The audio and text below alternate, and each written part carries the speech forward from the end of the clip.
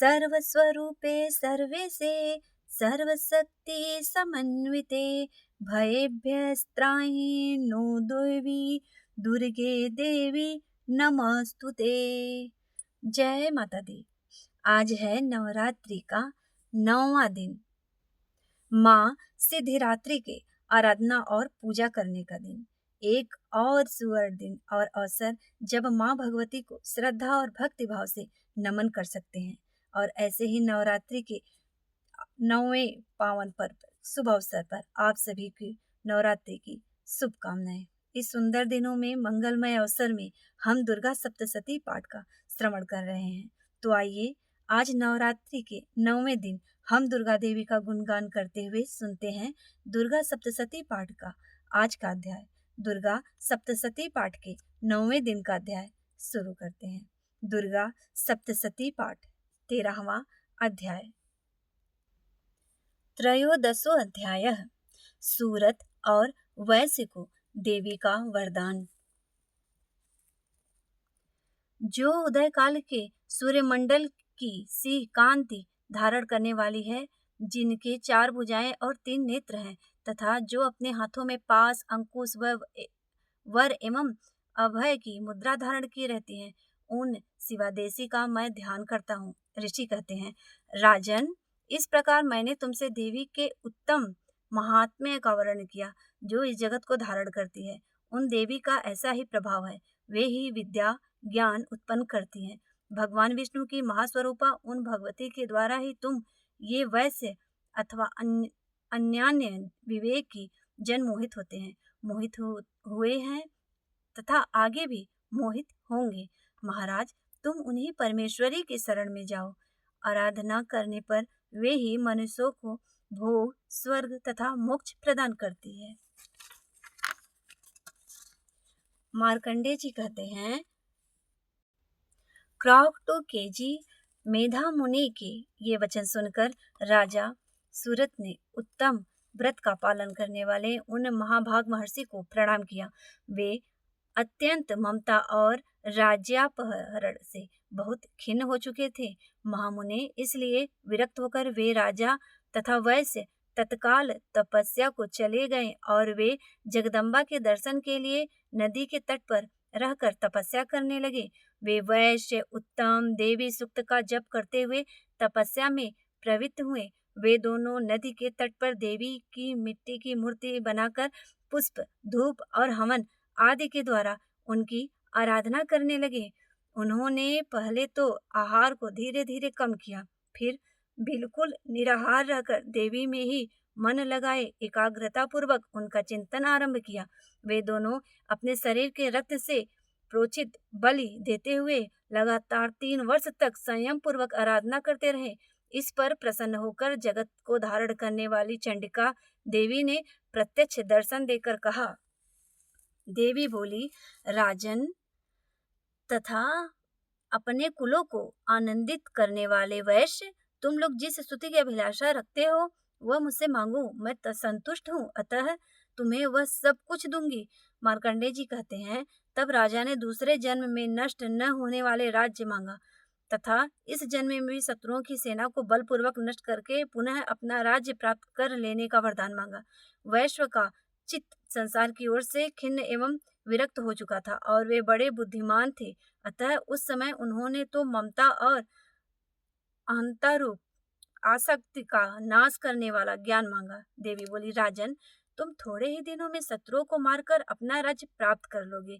अब वहां तुम्हारा राज्य स्थिर रहेगा। फिर मृत्यु के पश्चात तुम भगवान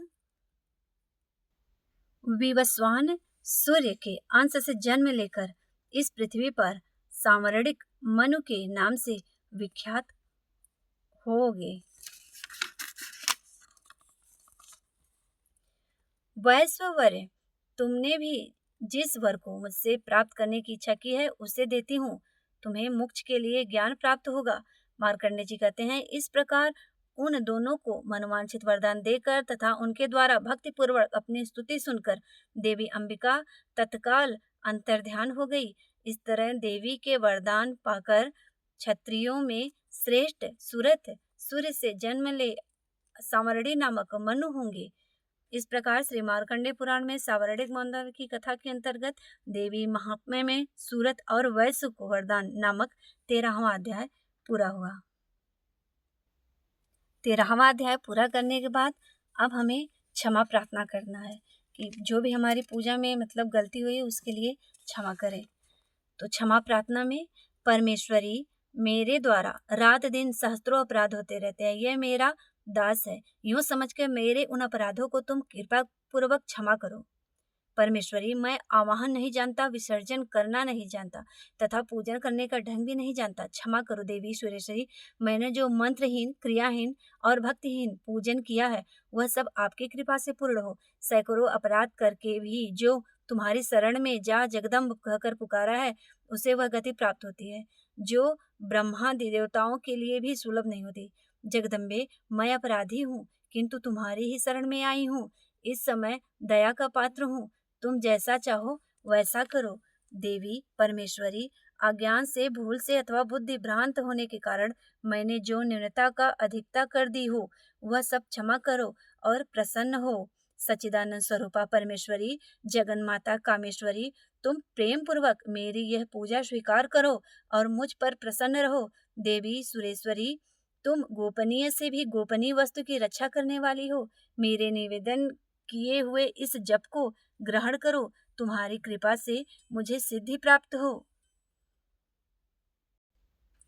अब उसके बाद हमें सिंधी कुंजिका स्रोत का पाठ करना है। इसके पाठ करने के बाद ही हमारा यह दुर्गा सप्तशती का पूरा पाठ संपूर्ण होता है। शिव जी बोले, देवी सुनो, मैं उत्तम कुंजिका स्रोत का उपदेश करूंगा जिस मंत्र के प्रभाव से देवी का जप मतलब पाठ सफल होता है। कवच, अर्गला, कीलक, रहस्य, सूक्त, ध्यान, न्यास, यहाँ तक कि अर्चन भी आवश्यक नहीं है। केवल कुंजिका के पाठ से दुर्गा पाठ का फल प्राप्त हो जाता है। यह कुंजिका का अत्यंत गुप्त और देवी के लिए भी दुर्लभ है। हे पार्वती, इसे स्वयं की भांति प्रयत्न पूर्वक गुप्त रहना चाहिए। यह उत्तम कुंजिका स्रोत केवल पाठ के द्वारा मारण, मोहन, वशीकरण, स्तंभन और उच्चाटन आदि अभिचारित उद्देश्यों को सिद्ध करता है। मंत्र: ओम ऐं ह्रीं क्लीं चामुंडाय विच्चे, ओम ग्लौं हूं क्लीं जुं सः ज्वाला ज्वाला ज्वल ज्वल प्रज्वल प्रज्वल, ऐं ह्रीं क्लीं चामुंडाय विच्चे ज्वल हम सम लं छम फट स्वाहा। मंत्र में आए बीजों का अर्थ जानना न संभव है, न आवश्यकता है और न वांछनीय, केवल जप पर्याप्त है। हे रुद्र रूपेणी, तुम्हें नमस्कार है। हे मधु दैत्य को मारने वाली, तुम्हें नमस्कार है। कैटभ विनाशिनी को नमस्कार। महिषासुर को मारने वाली देवी, तुम्हें नमस्कार। शुंभ का हनन करने वाली भी, शुंभ को मारने वाली, तुम्हें नमस्कार। हे महादेवी, मेरे जप को जागृत और सिद्ध करो। अहंकार के रूप में सृष्टि रूपेणी, ह्रीं के रूप में सृष्टि पालन करने वाली, क्लीं के रूप में काम रूपेणी तथा निखिल ब्रह्मांड की बीज रूपेणी देवी, तुम्हें नमस्कार है। चामुंडा के रूप में चंड निवासिनी और आकार के रूप में तुम वर देने वाली हो। विच्चय रूप में तुम नित्य ही अभय देती हो। इस प्रकार ऐं ह्रीं क्लीं चामुंडाय विच्चे तुम इस मंत्र का स्वरूप हो। धाम धीम धूम के रूप में धूर्जटी शिव की तुम पत्नी हो। वाम भीम वुम के रूप में तुम वाण की अधीश्वरी हो।